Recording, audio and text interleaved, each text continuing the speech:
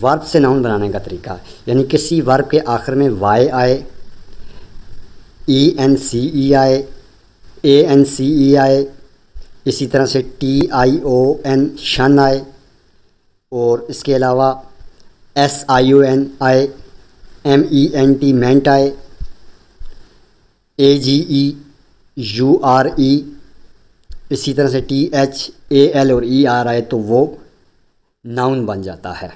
जैसे कि inter, inter के आखिर में वाई आया तो ये एंट्री बन गया। इसी तरह से मज़ीद भी इसकी मिसालें हम देख लेते हैं। अटेंड, अटेंड के आखिर में ए एन सी आया तो अटेंडेंस बन गया, यानी नाउन बन गया। Collect, T I O N शन आया तो कलेक्शन बन गया। Decide, decision. Agree, agreement. Carry, carriage. Fail, failure.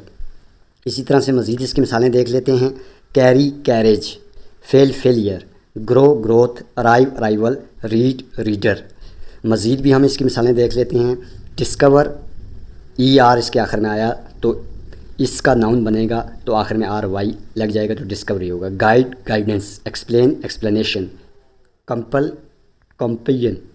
Develop, development. Marry, marriage. Depart, departure. Heal, health. Deny, denial. Work, worker.